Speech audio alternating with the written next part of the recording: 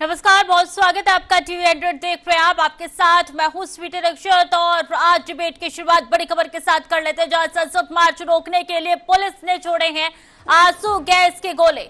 जहां प्रदर्शनकारी संसद भवन के पास तक पहुंचे हैं। संसद भवन के सभी प्रवेश द्वार बंद कर दिए गए हैं, सुरक्षा बढ़ा दी गई है। तो राजधानी में पुलिस पूरी तरीके से अलर्ट पर है। गृह मंत्री अमित शाह से मिले हैं शिक्षा मंत्री धर्मेंद्र प्रधान। दिल्ली में कॉकरोच जनता पार्टी के संसद मार्च के दौरान हालात तनावपूर्ण हो गई है। प्रदर्शनकारी संसद भवन के नजदीक पहुंच गए हैं, जिसके बाद उन्हें रोकने के लिए पुलिस ने आंसू गैस के गोले छोड़ेंगे और भीड़ को तितर बितर करने की कार्रवाई की है। सुरक्षा कारणों से संसद भवन के सभी प्रवेश द्वार बंद कर दिए गए हैं और पूरे इलाके में सुरक्षा और कड़ी कर दी गई है। इस बीच केंद्रीय शिक्षा मंत्री धर्मेंद्र प्रधान गृह मंत्री अमित शाह से मुलाकात करने पहुंचे। संसद परिसर और आसपास के वीवीआईपी क्षेत्रों में पुलिस के साथ साथ अर्धसैनिक बल हाई अलर्ट पर तैनात हो चुकी है। तो तस्वीरें आप तक पहुंचा रहे हैं संसद भवन के पास की, जहां पर आंसू गैस के गोले भी छोड़े गए हैं उसके नजदीक में। यानी कि कुल मिलाकर ये प्रदर्शन तकरीबन पूरा होने वाला है। संसद भवन के पास तक सोचिए प्रदर्शनकारी पहुंच गए हैं। ऐसे में जो तस्वीरें निकल के सामने आ रही है उसमें एक हिस्सा एक अहम जो काफी ज्यादा वायरल हो रहा है, जिसमें एक युवा कह रहा है मारो सर, मारो मुझे और मारो सर। ये शब्द किसी फिल्म का डायलॉग नहीं है, ये उस युवक की आवाज है जो जंतर मंतर पर प्रदर्शन के दौरान पुलिस के सामने खड़ा था। लाठियां चल रही थी, भीड़ बिखर रही थी, लेकिन वो युवक पीछे हटने के बजाय बार बार यही कह रहा था मारो सर और मारो। एक वीडियो जिसने सोशल मीडिया से लेकर सियासी गलियारों तक हलचल मचा दी है। सवाल सिर्फ इतना नहीं है कि पुलिस ने लाठी क्यों चलाई, सवाल यह भी है कि आखिर ऐसा क्या हुआ कि एक युवा दर्द से नहीं बल्कि लाठी खाने की चुनौती देता दिखाई दिया। क्या ये व्यवस्था से टूटा हुआ विश्वास है, या बेरोजगारी, भर्ती परीक्षाओं में देरी और युवाओं की नाराजगी अब सड़कों पर फूट रही है, या फिर कानून व्यवस्था बनाए रखने के लिए पुलिस का कदम जरूरी था? लोकतंत्र में विरोध का अधिकार है, लेकिन क्या विरोध की भी एक सीमा है? और क्या कानून लागू कराने के नाम पर बल प्रयोग की आखिरी विकल्प होना चाहिए? आज की सबसे बड़ी बहस जंतर मंतर, जिसे लोकतांत्रिक विरोध का सबसे बड़ा प्रतीक माना जाता है, आज वहीं से ऐसी तस्वीर सामने आई जिसने कई सवाल खड़े कर दिए। संसद का मानसून सत्र शुरू हुआ, हजारों छात्र और अभ्यर्थी अपनी मांगों को लेकर राजधानी पहुंचे। उनकी मांग थी भर्ती परीक्षाओं में पारदर्शिता, पेपर लीक पर कार्रवाई और बेरोजगारी के मुद्दे पर जवाब।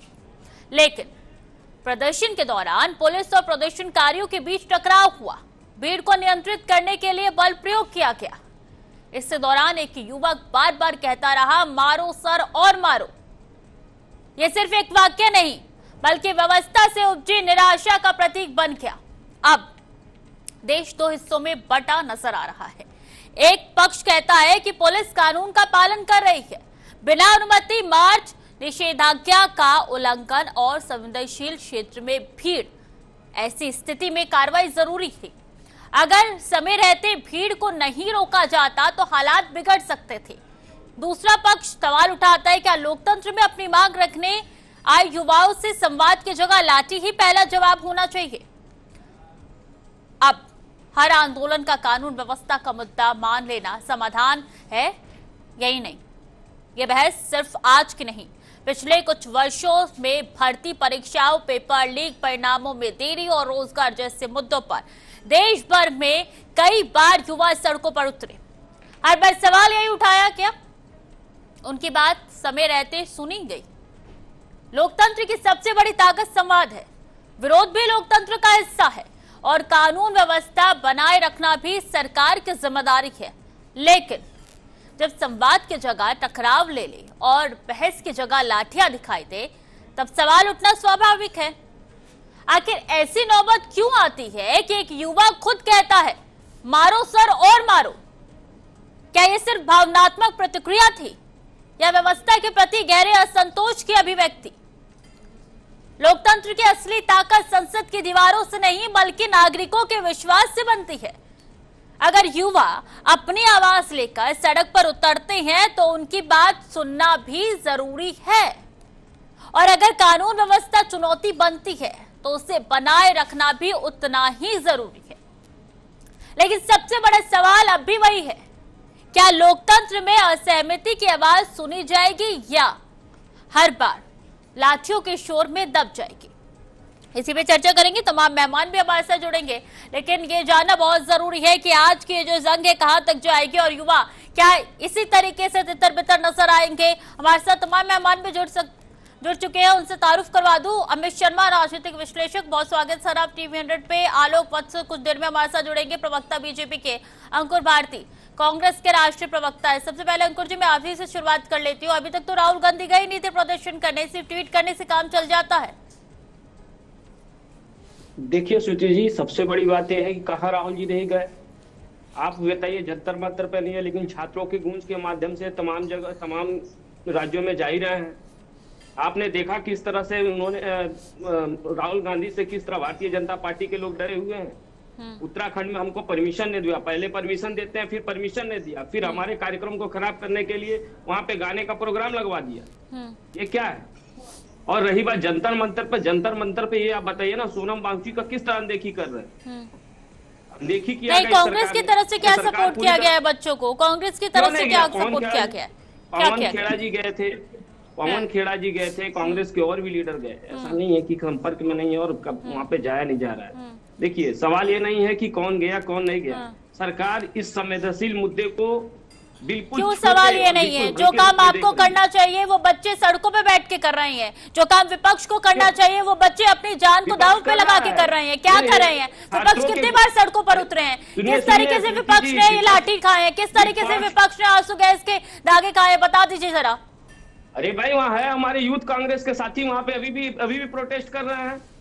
अभी आंसू गैस के गोले वहाँ पे गिराए जा रहे हैं। आप देखिए, आपको जंतर मंतर पे ये देखिए ना, हमारे यूथ कांग्रेस के साथी हैं। अरे सब देख रही हूँ सर, सब देख रही हूँ। उसमें ये भी पता है कि यूथ कांग्रेस के अगर 2% होंगे तो 98% के सीजेपी के लोग होंगे वहाँ पे। देखिए, आज विषय ये नहीं है कि कौन वहाँ कितना गया कौन इतना कम गया। सवाल ये है कि हर लोगों ने इस मुद्दे को उठाया और सरकार कितनी गंभीरता से इसको ले रही है, ये सवाल है। आज सरकार शिक्षा मंत्री को क्यों नहीं हटा रही है? क्या मतलब है कि उनके पास क्या कोई और? अच्छा, अपना इल्जाम दूसरों पे डाल दीजिए, वो तो बात की बात है। सवाल मैं सबसे करूंगी, लेकिन सवाल ये भी है कि यहाँ पे सीजेपी की तरफ से चीजें निकाली गई है ना। कांग्रेस कब अपना पूरा का पूरा खेमा लेके पहुंच गई जंतर मंतर पे? क्या आज प्रोटेस्ट यहाँ पर बच्चों के लिए कर रहे हैं? अरे मैडम, कहा थी छात्रों के गूंज के माध्यम से राहुल गांधी लगातार सरकार पे प्रश्न चिन्ह खड़े कर रहे हैं। और सरकार देखिए, सबसे घर में बैठ के प्रश्न चिन्ह खड़े कर दीजिए, घर में बैठ के ट्वीट कर दीजिए और कहेंगे प्रश्न चिन्ह खड़े करें। ठीक है अमित शर्मा जी, ये प्रोटेस्ट क्या लगता है क्या चलेगा, कहाँ तक जाएगा? आऊंगी मैं आपके पास, आऊंगी अंकुर जी, मैं आपके पास प्रोग्राम नहीं देख रही आऊंगी प्रोग्राम देख रही हूँ, तभी ये पूरा प्रोग्राम कर रही हूँ, पूरा प्रोग्राम कर रही हूँ, देख के ही कर रही हूँ। और हमारे लोग भी वहां पर धरातल पर मौजूद है। ठीक है, मैं आऊंगी आपके पास। अंकुर जी माफ कीजिएगा, शुरुआती कमेंट ले लूं मैं सबसे। अमित शर्मा जी, आपको मेरी आवाज आ रही? जी अमित शर्मा जी, आवाज आ रही है। क्या लगता है कहां तक जाएगा ये शोर? या आज के बच्चे हैं? ये शोर तो जहां तक पहुंच रहा था वहां तक ये शोर पहुंच चुका है और कॉकरोच जनता पार्टी और समस्त बच्चों ने साबित कर दिया कि भाई अगर आप हमारी सुनोगे तो हम ये आवाज, सड़कों की आवाज और लोगों के दिल की आवाज, ये संसद तक हम पहुंचाने की हिम्मत रखते हैं। और जो उनके अपने जो के विजन है, वो विजन उन्हें स्पष्ट कर दी है कि धर्मेंद्र प्रधान जी का इस्तीफा लिया जाए, क्योंकि वो पेपर में पारदर्शिता नहीं रख पा रहे। दूसरा, हर बच्चों को शिक्षा मिले, जबकि हिंदुस्तान में आज 94,000 स्कूल बंद हो चुके हैं। इससे सरकार भली भांति वाकिफ।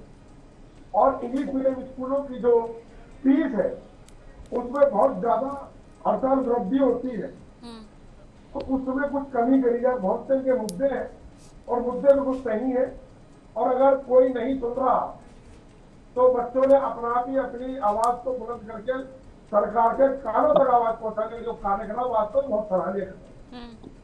और इसमें हर पार्टी के लोग गए हैं भाई, कांग्रेस के पवन खेड़ा, राजेंद्र पाल गौतम, शिव साहब युवा के, और उधर अखिलेश की तरफ से बहन डिम्पल यादव जी पहुंची, और दूसरी पार्टियों से चंद्रशेखर आजाद जी पहुंचे, और समस्त लोग पहुंच ही रहे, और विपक्ष को थोड़ी सी भूमिका और अच्छी निभानी चाहिए।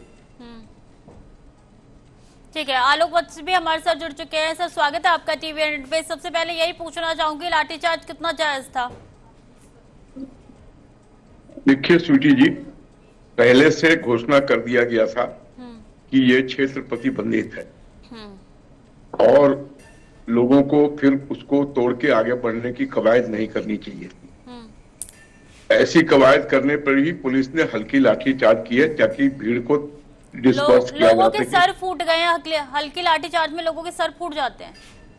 अब देखिए, किसी के साथ ऐसा हो गया होगा तो मैं नहीं कहता हूं कि नहीं हुआ होगा, लेकिन जब आपको पता है कि एरिया प्रतिबंधित है तो आप वहीं तक जाके वहीं से अपना प्रोटेस्ट जारी रखते। तो पता तो आपको भी होगा कि मांग क्या कर रहे हैं, वो मांग पूरी हो जाती तो ये नौबत ही नहीं आती।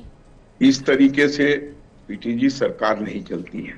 ठीक है, इस तरीके से सरकार नहीं चलती, बातचीत हो सकती थी। आप आज जो अगर आलोक जी सुनिए ना, एक मिनट सुन लीजिए। ठीक है, आप बोलिएगा, एक मिनट सुन लीजिए। आज जो बातचीत हो रही है, आज जो यहाँ पर जेपी नड्डा से बच्चे मिलने गई हैं, सौरभ दास मिलने गए, वो बातचीत पहले हो सकती तो ये नौबत नहीं आती। क्यों, गलत कह रही है? देखिए, ये बात मैं आपकी मानता हूं कि सरकार को शुरुआती दौर में ही इनसे वार्ता कर लेनी चाहिए। वो देरी के कारण ये आंदोलन में और लोग कूद कर मजे ले रहे हैं, वोट बैंक की राजनीति कर रहे हैं। ये सब साफ साफ दिखाई देता है, पारदर्शिता से दिखाई देता है। हम अगर पहले ही वार्ता में आ जाते तो शायद ये नौबत नहीं आती, ये मैं स्वीकार रहा हूँ। तभी बच्चे संसद तक पहुंचने की पूरी तैयारी है। आंसू गैस के गोले उनके ऊपर फेंके जा रहे हैं, पत्थर फेंक रहे हैं। क्या लगता है, ये संवेदनहीनता नहीं है? पुलिस कहाँ से पत्थर लेके आएगी? पत्थर तो अब पत्थर वहां पर वो ऐसी साफ सुथरी जगह है, वहां पत्थर आएगी कहाँ से? एक ट्रक भर के पत्थर आया वहां पे, एक ट्रक भर के पत्थर आया है। अब ये कौन लाया? कोयला है। कौन लाया वो तो लोग जाने, लेकिन पुलिस की जिम्मेदारी बनती है ना, अगर एक ट्रक भर के पत्थर आया तो उस पत्थर को वहां से हटाए। कोई भी यूज कर सकता है। आप कह रहे हैं कि एंटी लोग वहां पे अंदर घुसे, वो भी यूज कर सकते हैं। सबसे पहले प्रायोरिटी तो सर यही बनती थी।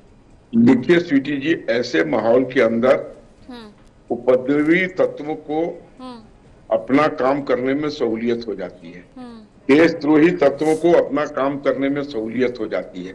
वो इसमें घुस के और इस तरीके की वारदात कर देते हैं जिससे कि शर्मसार होना पड़े।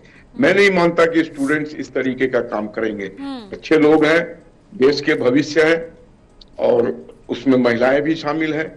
वो लोग इस तरीके की, हाँ, उग्र हो सकते हैं, बैरिकेडिंग को हिला डुला सकते हैं, लेकिन ये पत्थरबाजी गोलीबारी इनसे नहीं। लेकिन अगर भीड़ में घुसकर कोई करता है तो पूर्व में भी देखा गया है, इस अराजक तत्व, देशद्रोही तत्व इस मौके का फायदा उठाने से चूकते नहीं।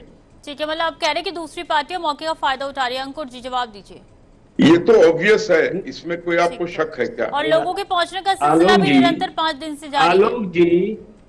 आलोक जी को मैं बता दूं, अगर ये समय से पहले ये अगर इतने ही छात्रों के हित की अगर बात कर रहे होते तो इनको तो मैं जानता हूं कि धर्मेंद्र प्रधान को स्वयं आके इस्तीफा देना चाहिए। उनके घर में भी जरूर बच्चे होंगे, उनको अगर इस्तीफा दे देते और राजनीति करने की बात कर रहे हैं। राहुल गांधी ने सबसे पहले कोटा में प्रोग्राम किया, फिर भी उसमें कांग्रेस का झंडा नहीं था।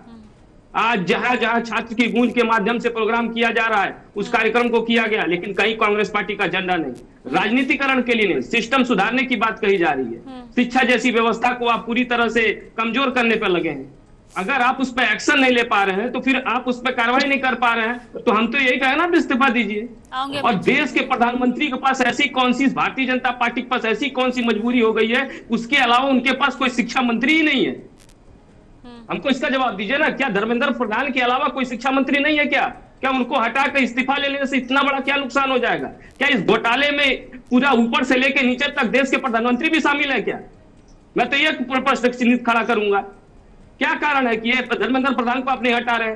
या तो जितनी पेपर लीक्स हुए हैं इसमें ऊपर से लेके नीचे तक की सारी व्यवस्थाओं से सारे मंत्री विधायक मिले हुए हैं। यही कारण है कि ये लोग इस्तीफा नहीं मांग रहे हैं। ये तो आलोक जी इसका जवाब देंगे ना। ठीक है अमित शर्मा जी, हमसे आप प्रश्न कर रही हैं कि हम लोग राजनीतिकरण कर रहे हैं। कहाँ झंडा लेकर कोई गया? आप देखिए कि जंतर मंतर को झंडा लेकर गया क्या? कोई भी ऐसी एक पार्टी नहीं है जो वहां पे ना पहुंची हो, सब पार्टी पहुंच रही है। तो राजनीतिकरण सभी पहुंची है। हाँ स्वीटी जी, पार्टियां पहुंची है लेकिन कोई झंडा लेके नहीं पहुंचा। हाँ कोई झंडा लेके नहीं पहुंचा। अमित जी, मैं कहना चाहता हूँ, जब उन बच्चों ने इतने दिन आंदोलन करा, क्या सरकार का कोई भी व्यक्ति उनसे बात करने पहुंचा? वही चीज। आज मैं राजनीति की बात नहीं कर रहा हूँ, राजनीति एक तरफ है। अगर उन बच्चों के पास कोई जाता सरकारी, एक बार जब एक बार किसानों का आंदोलन हुआ था, वहां भी पहुंचने में सरकार ने अपनी नाकामी दिखा दी। उन्हें बल्कि वहां जाना चाहिए था, बच्चों पर लाठीचार्ज करना, आज उनके सर फोड़ देना, ये बड़ी धूल निंदा का विषय है। वो संसद तक पहुंचे क्यों? क्योंकि आप जब आवाज नहीं सुन रहे, भाई 15 से 20 दिन के आसपास हो गए, तो जब तुम आवाज नहीं सुन रहे तो कहां जाएंगे? कौन सा दर ऐसा है जो धक्का डाले? विपक्ष को तुमने बिल्कुल जीरो कर रखा है। विपक्ष अपना बोलेगी तो उसकी आवाज नहीं सुनती। तो आज जनता खुद पहुंच रही है, क्योंकि तुम्हारी गूंगी बहरों की सरकार उन्हें सुनने को तैयार नहीं। एक गूंगा बहरे को आवाज। पर एक सवाल अमित जी कि लाठीचार्ज करना क्या जरूरी था? आलोक जी कह रही हैं कि वहां पर मर्यादा को तोड़ी गई, उससे आगे बढ़े, इसलिए ये बल प्रयोग किया गया। वो मौका किसने दिया उन बच्चों को? भाई जब नहीं सुन रहे थे, और फिर जब एक नारा भी चल रहा था, जब सरकार डरती है पुलिस को आगे कर देती। अरे एक जना आकर कोई स्पीच दे देता, भाई रुकिए हम इस बारे में सोच रहे हैं, इस बारे में बैठकर पीछे में बात करते हैं। किसी सत्ताधारी व्यक्ति ने, किसी ने भी वहां ये बात नहीं की हम बैठकर बात कर। कोई झगड़ा होता है, अगर सामाजिक तौर पर भी देखें, वो झगड़ा होता है, पुलिस प्रशासन उसमें बीच में आती है, तो दोनों का मन मुटाव, कुछ मिलता है, कुछ उधर सोल्यूशन होता है। यहाँ तो झगड़े कुछ नहीं था, यहाँ सीधी एक बात है, बच्चों भविष्य की बात है, बच्चों भविष्य खराब हो रहा है, झगड़े तो प्रधान जी को खुद इसकी वजह देना चाहिए, उनकी नैतिक जिम्मेदारी है। जब वो असफल हो रहे, मुझसे अगर कोई काम नहीं हो रहा तो मुझे उसकी जिम्मेदारी चाहिए। जब सरकार बिल्कुल ही बच्चों के भविष्य से खेलने के लिए तैयार, इसलिए तो आज उन्हें वहां तक पहुंचना पड़ा जहां तक लोग जाने के लिए सोचते हैं। पहले क्या सरकार को पता नहीं था कि वहां बच्चे जब बोल रहे संसद घेराव करने के लिए, तो वहां से वो बच्चे। आलोक जी, 3 दिन बाद 1 महीना पूरा हो जाएगा उनके प्रोटेस्ट को लेकर, क्या 1 महीने में सरकार की एक बार भी आंख नहीं खुली? इतनी ज्यादा कठोर हो गई है सरकार। और 1 महीने में ये भी हो जाएगा कि सोनम वांगचुक को 1 महीना हो जाएगा अनशन करते हुए, वहां भी छोटी छोटी बच्चियां अनशन पे बैठी हुई है। सर किससे लिए शिक्षा व्यवस्था दुरुस्त हो सके? देखिए स्वीटी जी, अगर सोनम वांगचुक जी की बात करती हैं तो उस मामले में हमने हाईकोर्ट के आदेश का पालन किया है, हमने अपनी तरफ से कुछ नहीं किया है। मैंने तो उठाने वाली बात ही नहीं कही, मैंने तो अनशन पे बैठने वाली बात कही है। और रही बात कि वो अनशन पे बैठे हैं, आज वार्ता होगी और वार्ता से मुझे पूरी उम्मीद है कि समाधान निकल के आ जाएगा और ये सब लोगों का जो आमरण अनशन है वो भी खत्म हो जाएगा। थोड़ी देर का धैर्य रखिए, चीजें स्थिर हो जाएंगी। मैंने शुरू में ही ये माना कि हमें इनसे डायलॉग कुछ दिन पहले ही कर लेना चाहिए था, ये हमारे यहाँ से किसी न किसी लेवल पे चूक हुई है। और अगर इस्तीफे से नीचे बच्चों की मांगी पूरी नहीं हुई तो? नहीं, आप इस तरीके से नहीं कर सकते। फिर तो देश के किसी कोने में 10,000 आदमी 20,000 आदमी जुड़ जाएं 140 करोड़ में और कहें जी अब तो हटा दीजिए फलाने को, नहीं तो हम यहाँ से नहीं हटेंगे, हम हमारा पर चले जाएंगे। ये नहीं हो सकता है। तो ये तो आश्वस्त कर सकते हैं कि शिक्षा व्यवस्था दुरुस्त होगी, असली मांग तो वही है। शिक्षा व्यवस्था हमने दुरुस्त नहीं की तो नीट का परीक्षा कैसे करा दिया? उससे पहले पेपर लीक कैसे हुआ? उससे पहले पेपर लीक कैसे हुआ? वो गलती हुई हुआ, फिर मध्य प्रदेश में पेपर लीक हो गया। गलती है करके सब नहीं मान सकते ना हमेशा। देखिए पेपर लीक में एक बहुत बड़ा माफिया काम कर रहा है हम उसको उसकी तह तक जाने में हमें अभी कितनी देर, और जब से सरकार बनी है 23 बार पेपर लीक हुआ है बीजेपी के शासनकाल में, 23 बार। मैं मानता हूं इस बात को कि ये हम इसको नहीं पकड़ पाए हैं, लेकिन ये भी विश्वास रखिए कि हम छोड़ेंगे नहीं। अब नीट परीक्षा हमने करा दी ना दुरुस्त व्यवस्था में, अब आप देखते रहिए, हम इसके प्रति सख्त होते चले जाएंगे और अंतोगत्वा इनका नेक्सस ये तो कांग्रेस के समय से होता चला आ रहा है। हाँ, कांग्रेस का समय भी जोड़ ले तो 45 बार हो जाएगा, कोई नया नहीं है। मैंने कहा ना ये नया नहीं है, ये माफिया की जड़ें बहुत दूर तक फैल गई हैं। ये कैंसर लास्ट स्टेज में आ गया है, अब इसका निराकरण हम करके ही रहेंगे। बिल्कुल। अंकुर जी, देखिए इनकी बात से ये लग रहा ना सरकार कांग्रेस चला रही है। कभी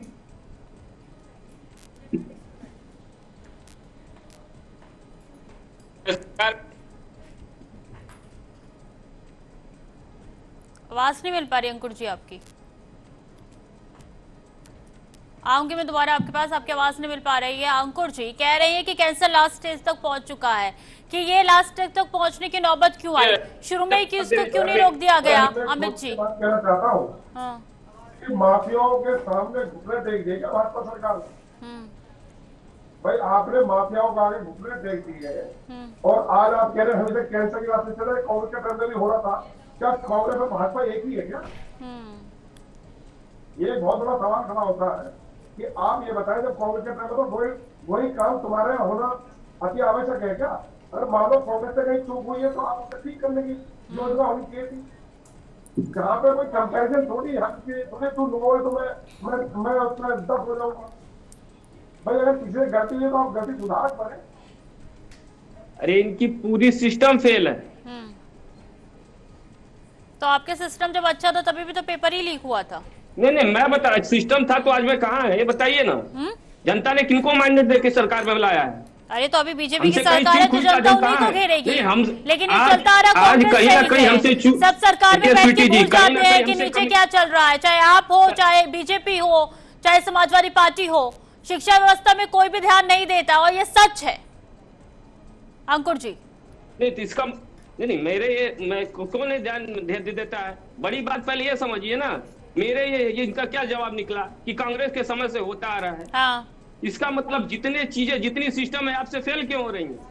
ना तो सुरक्षा दे पा रहे हैं, ना शिक्षा व्यवस्था दे पा रहे हैं, ना महंगाई आपसे रुक रही है, ना बेरोजगारी रोक पा रहे हैं। सब कांग्रेस की देन है। आलोक जी, बात अगर शिक्षा की है ना, बात अगर शिक्षा की तो ये उठा के देखा जाए कि जब से भाजपा सरकार आई है 94,000 स्कूल बंद हो गए।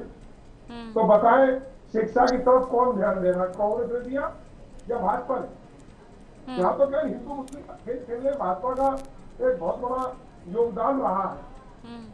और कांग्रेस, अगर कांग्रेस ने कुछ नहीं करा है तो जनता ने नकार के उठा दी। ठीक है आलोक जी, इसका जवाब दीजिए दोनों की बातों का। देखिए, भारत प्रगति के राह पर प्रशस्त है, राज्य प्रगति की राह पे प्रशस्त है। जितना बड़ा इंफ्रास्ट्रक्चर हमने खड़ा किया है आजादी के बाद आज तक, इतना बड़ा इंफ्रास्ट्रक्चर किसी ने सोची भी नहीं थी। इस देश पे कर्जा कितना है? देखिए, इस देश पे कर्जा $200 बिलियन के ऊपर है और जो भी प्रगतिशील देश होता है, प्रगति करता है, उसके ऊपर शुरू में कर्जा बढ़ जाता है। प्रगति जंतर मंतर पे दिख रही है सर। आपको पता है अमेरिका का कितना है कर्जा? हम अब हिंदुस्तान में रहते, पहले हिंदुस्तान क्या बताइए ना, अब अमेरिका मत जाइए, पहले हिंदुस्तान के था स्थिति सुधार लीजिए फिर हम अमेरिका चलेंगे। अरे अंकुर जी सुन तो लीजिए, जितने भी प्रगतिशील देश हैं जब प्रगति की मार्ग पर आगे, अरे सर क्या आप प्रगति की बात करें? एक रोड तक आप सही से बनवा नहीं पाए, स्पेस टेक्नोलॉजी की आप रोड की बात करते वो भी बह रहा है। आपके समय में कितने रोड बने थे? अब यही तो बोला ना आपसे, तो स्पेस टेक्नोलॉजी, हाई टेक्नोलॉजी, इतनी बड़ी बड़ी बातें फिर क्यों करते हैं? आपके समय में कितने रोड बने थे और हमारे समय में कितने रोड बने? आप जितनी हवाई बात करते हो उतनी हवाई तो कांग्रेस का काम है। हेलो, हाँ, चढ़ावा चोरी करने के बाद भी अपने आप को धार्मिक बताते हैं आप। एक राम हनुमान जी को हनुमान जी को लेके झंडा हाथ में पकड़ा के उनको नचवा रहे हैं। हमने उसके बाद भी धार्मिक उन्माद पैदा करके बैठे हैं। हमने चढ़ावा चोरी की है, हमने चढ़ावा चोरी की है। कैसी बातें कर रहे हैं? बिल्कुल नहीं की है। भारतीय जनता पार्टी के ज्यादातर लोग उसमें उस पूरी ट्रस्ट में। भारतीय जनता पार्टी का एक आदमी नहीं है उसमें। आपके पास अगर सबूत है तो ले जाइए हमको कोर्ट में। अरे सबूत क्या? अरे सबूत क्या है? आपने देखा नहीं है? फिर आप पता कर लीजिए ना, सबूत है उसमें। ठीक है अमित शर्मा जी, लास्ट कमेंट, किस तरीके से डेमोक्रेसी को बचाया जाए और सुरक्षा व्यवस्था दुरुस्त के लिए कौन कौन से महत्वपूर्ण कदम उठाए जाए? देखिए जो लोग चोरी किए हैं वो जेल के अंदर जा रहे हैं। अमित शर्मा जी, मैं कहना चाहता हूँ सबसे पहले महत्वपूर्ण कदम ये उठाया है, सरकार को सबसे पहले अपनी नैतिक जिम्मेदारी को निभाते हुए उन बच्चों से बात करनी चाहिए और जो उनकी जायज मांग है उन्हें मानना चाहिए, बल्कि उनकी जो 3-4 मांगे वो जायज है उसके ऊपर संशोधन हो और साथ में उन्हें ये आंदोलन को रोके और उसके बाद वो इस शिक्षा में जो कमियां रह रही हैं उसको ठीक करें। कौन कौन सी उनकी मांगे जायज बता रहे हैं आप? देखिए सबसे बड़ी उनकी मांग है धर्मेंद्र प्रधान जी का इस्तीफा। तो इस्तीफा उन्हें मिलना चाहिए क्योंकि उनकी नैतिक जिम्मेदारी बनती है कि वो जब असफल हो रहे हैं बार बार तो उन्हें अपना पद छोड़कर किसी और को ये दायित्व देना चाहिए और हर बच्चे को शिक्षा का। और तीसरा उनका आपने के माध्यम से बात करा कि इंग्लिश मीडियम के स्कूल जो है उन्हें फीस बहुत ज्यादा है जिससे बच्चे पढ़ने में असमर्थ। जब सरकारी स्कूल बंद हो रहे हैं तो उसमें भी बच्चों में छूट होनी चाहिए। तो ये उनकी जायज मांग और सारे बेरोजगार है, तो इसके ऊपर सरकार को उचित कदम उठाने चाहिए। ठीक है आलोक जी, क्या लगता है कि आज आप बच्चों को मना लेंगे? किस तरीके से कोशिश और प्रयास किया जाएगा? अनम्यूट करके अपनी बात रखिए, फाइनल कमेंट। अनम्यूट करके बात रखिएगा आलोक जी। हमें पूरी उम्मीद है कि हम उनको मना लेंगे और अगर हमारी नीयत ऐसी होती तो हम बुलाते ही क्यों उनको मीटिंग के लिए। लेकिन अगर कोई अड़ियल बात पर आ जाएंगे भी हम नहीं मानेंगे और क्या पता वो भी ना माने और तस्वीरें और भी खराब होती हुई नजर आ जाएंगे। फिर बहुत बहुत धन्यवाद अंकुर भारती जी हमारे साथ जुड़ने के लिए, अपना पक्ष रखने के लिए। आलोक वत्स जी बहुत बहुत धन्यवाद अपना पक्ष रखने के लिए, हमारे साथ जुड़ने के लिए। अमित शर्मा जी बहुत बहुत शुक्रिया हमारे साथ जुड़ने के लिए। ऐसे में अब माहौल बिगड़ता हुआ नजर आ रहा है, संसद तक पहुंचने की ये पूरी कोशिश सुबह से ही जारी है और निरंतर तकरीबन 1 महीना हो गया है इस प्रोटेस्ट को लेकर। ये प्रोटेस्ट आगे भी क्या इसी तरीके से जारी रहेगा? इसी तरीके से अपनी मांगों को लेकर क्या बच्चे इसी आगे बढ़ते रहेंगे और संसद तक पहुंचने में पूरी तरीके से कामयाबी हासिल करेंगे? क्योंकि जिस तरीके से फोर्स लगाई गई है स्थिति अब बद से बदतर होती हुई नजर आ रही। शाम तक देखना होगा कि क्या मुकाम हासिल कर पाएंगे। एक बार फिर से वार्ता करके बीजेपी यहां पर बच्चों को पूरी तरीके से मना लेगी। चलिए फिलहाल के लिए चर्चा में इतना ही। खबरें लगातार जारी, देखते रहिए टीवी 100।